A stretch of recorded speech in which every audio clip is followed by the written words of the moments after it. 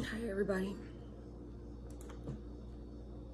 It's been 2 days since Cheslie Kryst committed suicide, and I'm still in a lot of pain trying to cope with it. I know you probably like, you're weird, like why are you in pain for someone you never met? Okay, I never met Cheslie, but if you guys watched her journey becoming Miss USA and then her journey afterwards, you guys would agree with me that she was a phenomenal young lady and just truly an inspiration and a light. She really was.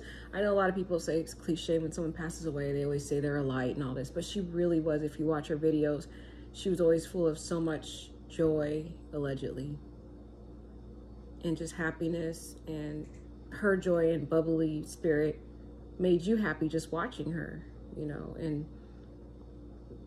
me being an attorney, she really inspired me to not be limited in terms of my career, but that I could think outside the box of just being a lawyer, and I could, you know, do beauty pageants, which I do, and sing and different things like that. And people could be really mean. Like I know I'm not the best singer, but I love to sing, and I've sung at many events and have been invited to many events and won talent shows and everything like that. But then you still have these ugly, annoying people online trying to be rude. I just had somebody comment saying, oh, she can't sing for real. I'm like, girl, you probably can't even carry one note.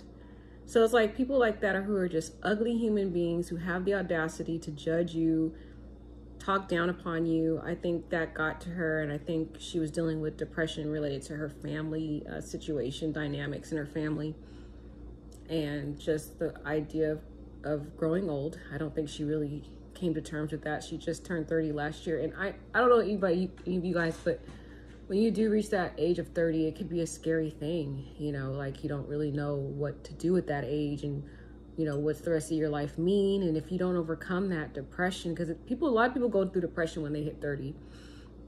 If you don't know how to cope with it, it could really take a toll on you and drag you down. But her death really crushed my soul, because it's like, you would think that someone like her who has it all, who has beauty, she was literally the image of perfection. To me, she was like a real life Disney princess. Like when I looked at her, she looked like one of the Disney princesses, but she was a human version of it. She was literally perfect. She had the most beautiful hair, features, everything. And not only that, she was very intelligent. She had passed the bar in 2 different states and had an MBA and was a correspondent for Extra. Like she had it all, and she was Miss USA. Like she was living the dream that every girl would want to be. But it goes to show you, if you don't have your happiness, you could have everything and none of it matters. So I just wanted to come on here to share with you guys how I cope with mental illness, or not, I don't have mental illness, but how I cope with depression. Because I think I am a qualified person to talk about this, considering, you know, I think about Chelsea's life, and she literally had so much support around her. She had a mother and a stepfather. She had 5 siblings. She had tons of friends. And me, on the other hand, I don't have any of that. I don't have a stable mother where I can call up on the phone and get, you know, emotional advice or support. I don't have a dad in my life. I don't even know my father. I barely have any friends. Like, maybe have some people that are associates. I have tons of long list of associates. I can count on my hand how many associates I have. I have lots and lots of associates that I can count on. But when I really think about it, I don't have any real friends that I can really call on. Like the other day, like I can feel what Chelsea was going through, because when you try to reach out to people and you try to tell people what you're going through, people find that awkward. I don't know if you guys have done it. Like when you try to talk to some of your friends and they try to change the subject, or they feel a little uncomfortable, or they're like, oh, you'll get over it, or you can do it, or you know, they try to, and I know they're not trying to be that way. They don't intend to shut you out or tell you that you'll get over it, or that you have all these other great things. I just think people as a society don't know how to help someone who is trying to reach out for help. Because I know with me, I tried to reach out for help 2 different times, and the people that I tried to talk to about, they just got so awkward and changed the subject. And I was just like, see, this is what I'm talking about. But see, the way that I have been able to cope with situations is my faith in God. And I know a lot of people talk about faith in God, but I'm speaking to you with a sincere heart to tell you, because I've been in the situations where I have been depressed, where I have thought about contemplated suicide. And in each of those situations, having true heartfelt relationship with God and talking to God about it, and the fact that I love him so deeply, is what would stop me from committing suicide, because I could not depend on any friends. I could not depend on family. I couldn't depend on anyone. I was literally alone. I could not find one person that I could call on the phone. All I had was just me and God. And number one, the thought of disappointing him, you know, he created us in his image. He made all of us in his image. That's why he says in his word that he made everything beautiful in its time. So each of you are beautiful, whether you believe it or not. You're beautiful because God made you beautiful. And he made you in his image because he loved you. So when we take our life, it hurts God. God is mourning with all of us because of Cheslie, who passed away. And there's actually 3 other people who committed suicide that are celebrities that passed away. Who knows how many more that we don't know about. Last month was just a really horrible month for people just taking their lives. So it's been a lot of people more than her, you know. But what I have learned is, one, I never want to hurt him. And I always think one day when I do go to heaven, I want to go to heaven. I mean, when I do pass away, I want to go to heaven. I want to be with him one day. I want to worship him one day. I want to tell him how grateful I am for all the things he's done. And I know that if I do commit suicide, or if we do, sorry guys for rubbing my nose in front of you, not ladylike, but if I do, I know that God doesn't like suicide, and I may not go to heaven, you know. Although I don't know where Cheslie's destiny was. I just hope she does go to heaven somehow. I'm praying that maybe when she was, I don't even want to talk about it, but I pray that she repented somehow and make it to heaven. But those are the reasons why it always made me stop. And number one, and the most important of it all, I'm telling you, is the hope God gives you. And he has a Bible full of all of his promises. And, you know, taking his Bible out and reading the word when I'm feeling depressed, there's scriptures about hope. There's scriptures about God giving us joy. And there's my most favorite scripture of all is trust in the Lord with all your heart and lean not on your own understanding. In all your ways acknowledge him and he will make your path straight. That is my favorite scripture. And it's true. It's really true. I know people don't want to believe, but he's real. And I've found that friends could not comfort me when I'm in the state of depression. Family members can't do it. But when I turn to God, he really does give me hope for another day.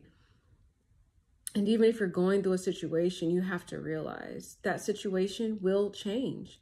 You may be feeling hopeless at this moment, but if you just hold on a little longer and just talk to God about it and cry it out and let it out, because a lot of us don't let it out. And I was a psychology major.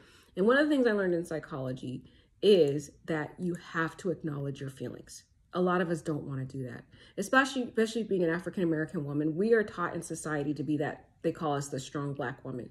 So our tears don't matter in society. If I were to cry, they would laugh and mock me like, why is she crying? Like, oh my God, you know, like, but if a white girl cries, it's like everybody like feels so much empathy for her. They want to help her. They want to be there, but it's not it's frowned upon as a Black woman to be weak or have a bad down day. And I think that's what another thing Cheslie was going through, is trying to keep that image of the strong Black woman. You know, you see all her videos of how happy she was, you know, allegedly. But I think it was really just an image that she put on this mask. And she talks about the mask in her Allure article. I want to encourage you guys to all read her article, because it really does kind of set the stage for what led to her suicide, I believe. Because one of the things she talks about is that, you know, she put on this mask, you know, at times to pretend to be happy that she was turning 30, for example. And I think that same mask she carried around in other aspects of her life, that she carried this mask of happiness and complete completion in her life, but in reality, she was empty.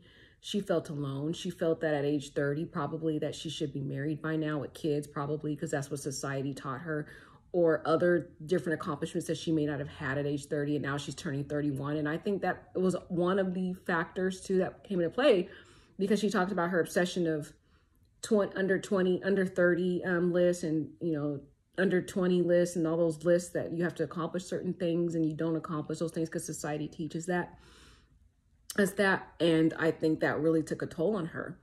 And I think a lot of us face these things of these acclimates, like myself always trying to accomplish things. I think Cheslie was always trying to accomplish all these acclimates at a certain time frame.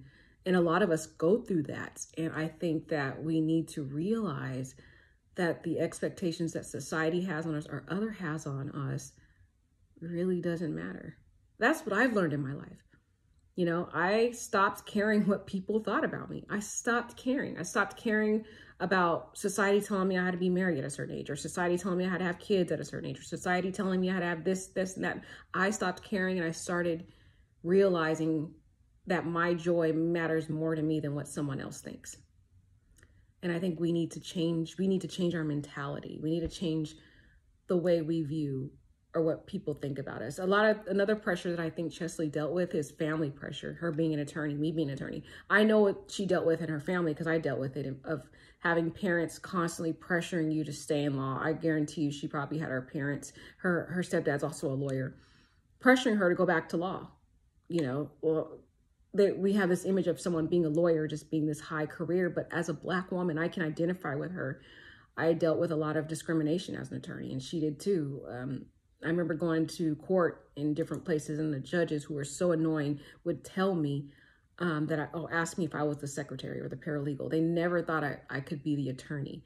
And I'm sitting here like, no, I'm the attorney, you know?